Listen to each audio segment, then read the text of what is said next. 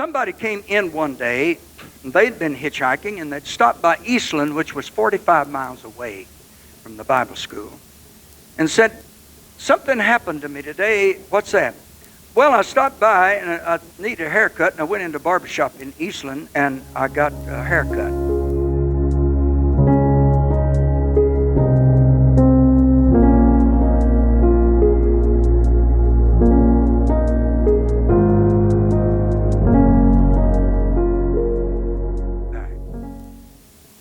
I began preaching when I was 17, and I didn't have, of course, a place to preach, and I was still in Bible school. I didn't know where to go to preach. We preached when we could on street corners and whatnot in towns that we hitchhiked through. But somebody came in one day, and they'd been hitchhiking, and they'd stopped by Eastland, which was 45 miles away from the Bible school, and said, "Something happened to me today." "What's that?" "Well, I stopped by, and I needed a haircut, and I went into a barbershop in Eastland, and I got a haircut." I got to talking to the barber. He is a Baptist fellow that was concerned about not having any Sunday school in his location for the kids. So he has been getting some folks together for Sunday school. So that, in praying, that clicked with me. I didn't have a car, but I hitchhiked over that 45 miles, and I got up to Eastland, and he described where the barbershop was, and so I went to that barbershop. Described the barber to me, and I waited. When he got free, I moved over and sat down beside him. I said, "You're Mr. So-and-so?" "Yes.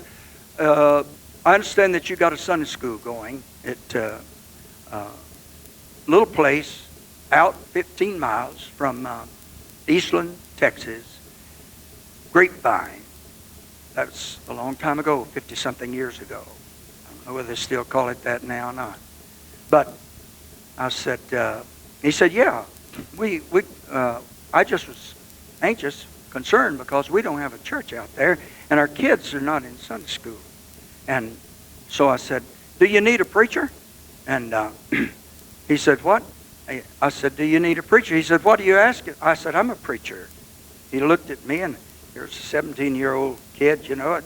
And he said, "You're a preacher?" I said, "Yeah." I said, "I'd be very happy to preach for you." And so he said, "Well, I don't know about that." And he said, "Come back by." So after a while, I dropped back by the barbershop, and so he came to sit down beside me. He said, "You got a car?" I said, "No, I don't have a car." He said, "How'd you get over here?" I said, "I hitchhiked." He said, "Well, look, I live 15 miles out in the country." And he said, "I don't know about that." So after a while, he said, "Say, I'll tell you what, if you'll come in here next Saturday, hang around. When I finish cutting hair, I'll tell you what, I'll take you home with me. And you can stay at our house and come back in Monday when I come back in to cut hair." I said, "Okay." And so I went out to his house. He had a little farm out there, and in time I knew that I'd take a change of clothes. I milk his cows. I would do what I could around the place and help sweep out the old church schoolhouse where he was having Sunday school. And so we did that.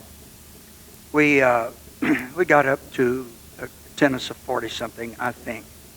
And, well, how much good did you do? I don't know. It was just a matter of throwing the bread on the water. It was doing what I could. It was believing that God did call me, and that I should do what I could do. Praise God. Let it go. Let it go. Praise God. That summer, school was out. So I got me a job. Got me a job with a man that had agency to Johnson Motor Line, Cisco, Texas. I didn't have a place to stay, but he said, "There's a cot in there. It's in the bathroom." The bathroom was just walled off there and had one commode and a cold water spigot, and my cot was there in the bathroom, the stinking place, and 16-penny nails for you to hang your clothes on. So I hung what few clothes I had up there on those 16-penny nails. And the big trucks coming up to the wharf from Dallas and discharging their stuff and all the racket at night, knowing that I had to wrestle that stuff around and deliver it next day, and rats all over the place. And one night in that hot place, I dreamed a dream. And I dreamed that I saw a woman, beautiful woman, a little blonde-headed girl beside her. She had a baby in her arms.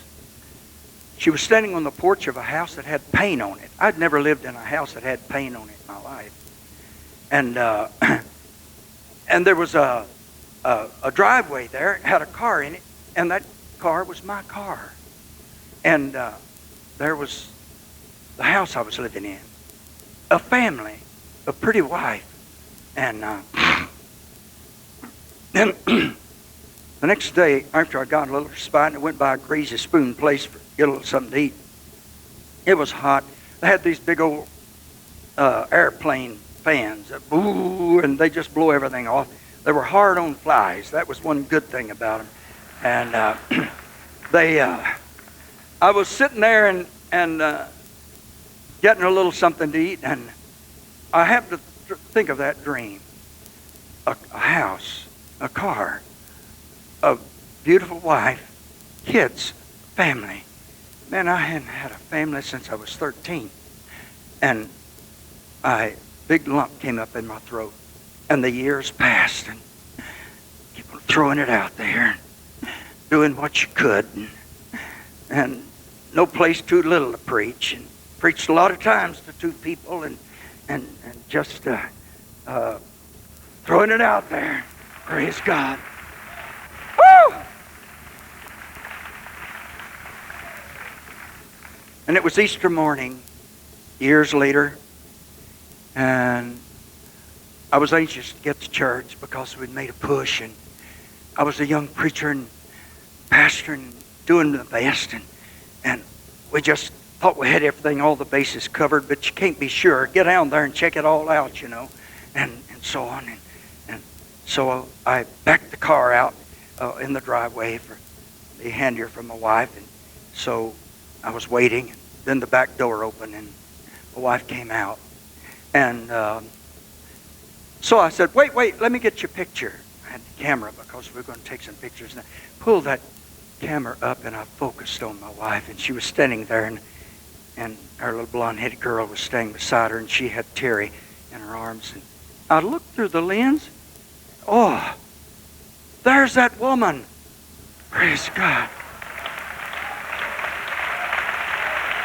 Glory. Woo!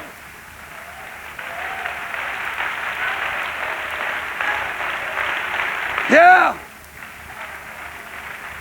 Glory. Yeah. It will return. It will return. It will return.